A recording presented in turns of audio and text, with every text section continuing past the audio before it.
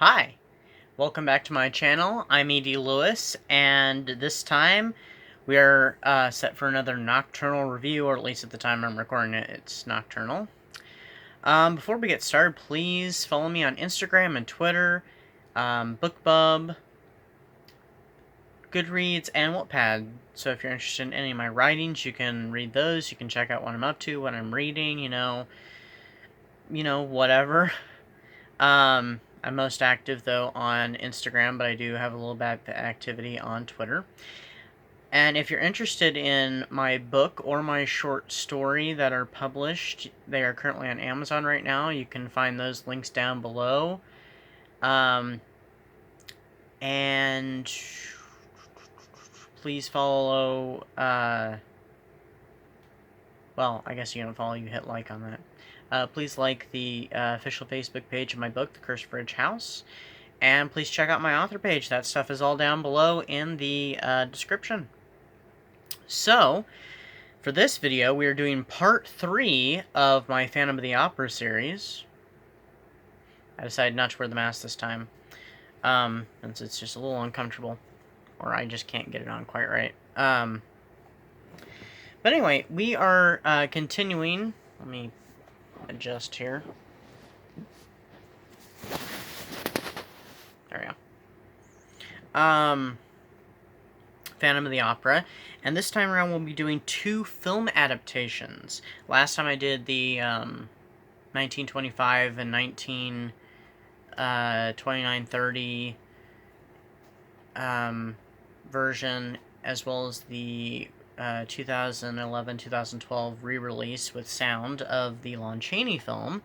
This time around I'll be doing 2 other adaptations. One of them is a remake, and the other is a remake of the remake. So, by 2 different studios. So first off, Phantom of the Opera from 1943. This is the color version. This is the outer cover, which does, glow in the dark. But here's the inner cover with Claude Rains. So this is a gothic horror, gothic romance, and a bit of a comedy, and a bit of a musical too. So, because there's lots of singing in it, but not an overabundance. So it's like not an official musical, but it's like a musical. So, but it was directed by Arthur Lubin, and is a remake of the Lon Chaney film. It stars Nelson Eddy, Susanna Foster, and Claude Rains. So this is the very first color adaptation. It was done in Technicolor. They did reuse the interiors from the Opera House from the previous film. Not every one of them, of course, but several of them, including the main, room with the stage and everything, the house, I guess you'd call it, and the chandelier, although I think the chandelier is updated slightly. I'm looking at my notes. This film did win an Oscar, though, for art direction and cinematography, so that's pretty cool. Horror film winning an Oscar at such a, in the 1940s, an early horror film, and a classic. There was something I did forget to mention about last time's video, with the last time I did Phantom, was that the 1925 version did have a color scene, and it was the masquerade scene. Of course, there is no masquerade scene per se in this film. There is a scene where a bunch of them are in masks backstage, who are not normally involved with the opera, but that's a whole different thing, and you'd have to watch the movie for that, so I'm not going to tell you about that. But, this movie went through and was sent to production hell, pretty much, because they had wanted to remake it, Universal, but then Universal fell under financial issues. They changed management. The Limleys went out. They got new management in, like I just basically said. And this movie got pretty much shelved for a couple of years or so. until finally they decided to pull it out, and they came up with a completely new script idea, because they did have an earlier one that had to do with war veteran who was scarred mentally, but he thought he was physically scarred, and so it would have taken place in the contemporary time. But I'm glad they did not do that. I'm glad that they set it in the 1800s, where I feel like Phantom of the Opera belongs, unless it's a reimagining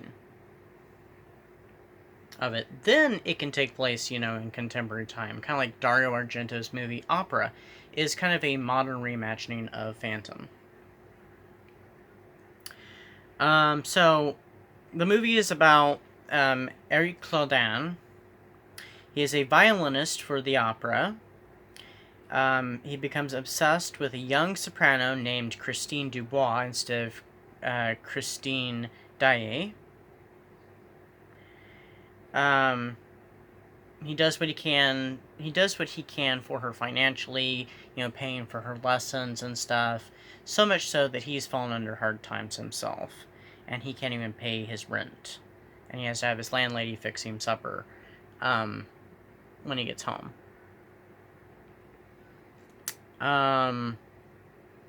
At the same time, Christine is being wooed by two competing suitors. One, a baritone with the opera, named Anatole Galland, and a policeman named Raoul Dubert. So Claudin attempts to sell his concerto so he can, you know, get money, because he's recently been sacked at the opera because there's something wrong with the fingers in his left hand, I think.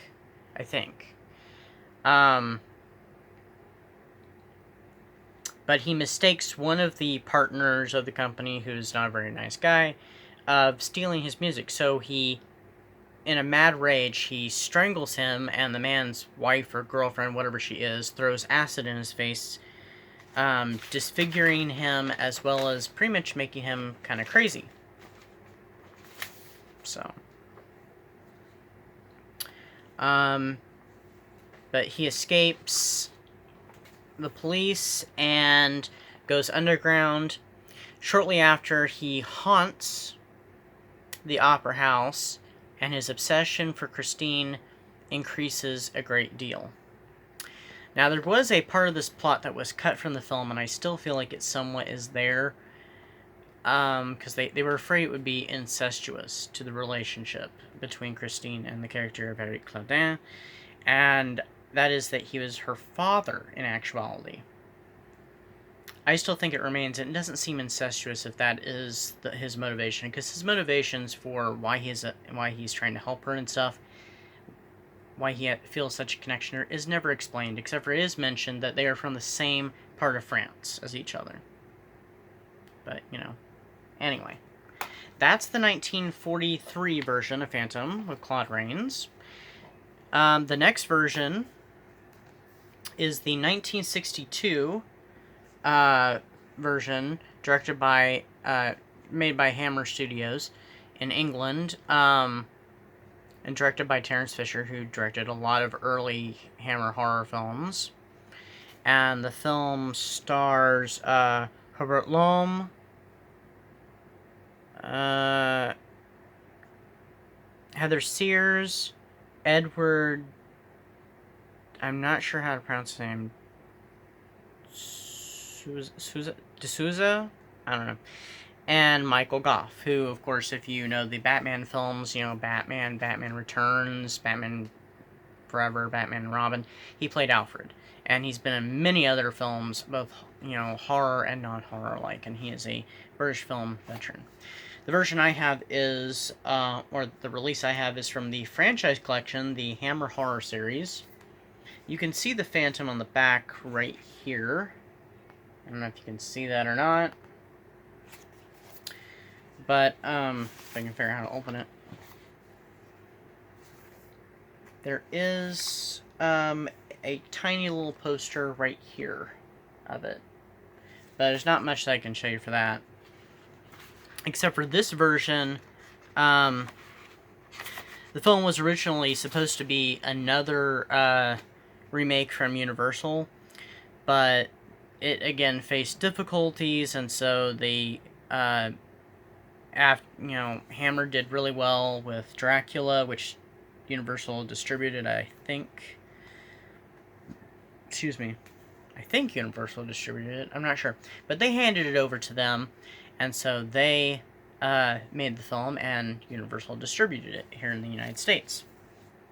So it essentially is kind of by Universal, but it's also by Hammer in many ways. Well, it is by Hammer, but anyway. It is a remake of The Claude Rains, I think, more or less, because it does have some plot similarities, and I'll get to that in a bit. So, the plot moves the action from Paris to Victorian London, and from the Opera Garnier to the London Opera House, as Lord Ambrose Darcy, who's played by Michael Gough, a vile, deceitful, essentially kind of dirty old man type, gets what he wants is what he wants. He gets what he wants, or you're out. And I mean, whatever he wants. So I'm just gonna leave it at that. Opens a new opera, but his opera, as well as the opera house itself, are plagued by mishaps and a murder. So his wings, and due to all this, all these mishaps and the murder, which is kind of a big deal, his lead singer, she leaves, so he has to get a new one, and so the producer, his producer, Harry Hunter, who I think is played by Edward Tessuzo. Is that the name? Tessuzo, sorry. If I'm even pronouncing it, I'm sorry. Auditions new singers and discovers Christine Charles. So she goes from Christine Daae to Christine Dubois to Christine Charles. And of course, Harry is very much the Raoul character. So Christine becomes the lead, but she is warned by a mysterious voice to watch out for Ambrose. Harry and Christine fall in love, but Christine is kidnapped by a mysterious dwarf and taken to the Phantom. This film version is rather unique because it does utilize more horror and a little less romance, but it definitely holds that gothic tone to it. It doesn't have as much to do with the plot that LaRue wrote in his novel as much as the other versions I've talked about, like, the Universal's 1925 version and the 1943, which was loosely based, and this is even more loosely based. The similarities to the 43 version are that the Phantom is a musical genius, although I don't know if Claude Rains' character was technically considered to be a musical genius or not, but he wrote some music, he takes it to get published. In this version, however, the music is stolen, and it's not a mistake, and he gets, not acid thrown in his face, but something, when he's burned, since his music is stolen, he's trying to destroy it, and destroy the press, whatever they use in printing presses, the discs. I don't know if that's what they're called. He's trying to destroy them, and when he's throwing the stuff in the fire, some of the stuff shoots back at him in the face and disfigures his face, and he wears a full face mask that covers everything except for one eye, so he's kind of Cyclopsy in a way.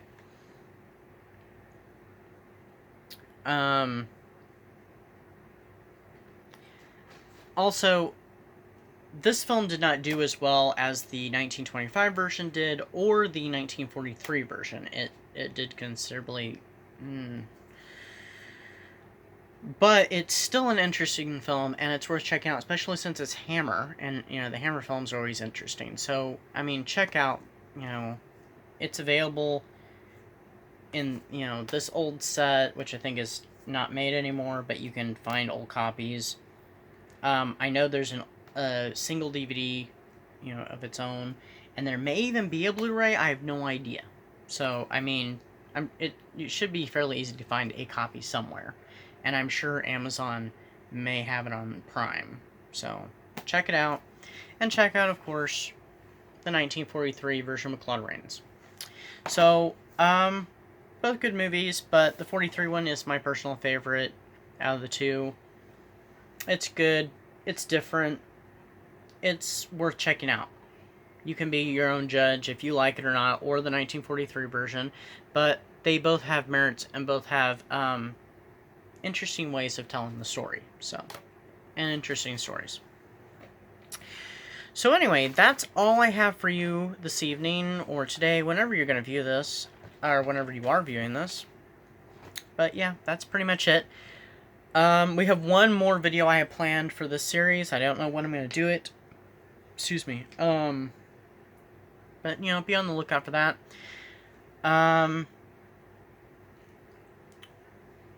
getting ready to start reading Mexican Gothic within the next few days or so, and I'll be buddy reading that with a fellow booktuber, Regina, from Regina's Haunted Library, which check out her channel. I love her videos, and she's such an inspiration to me.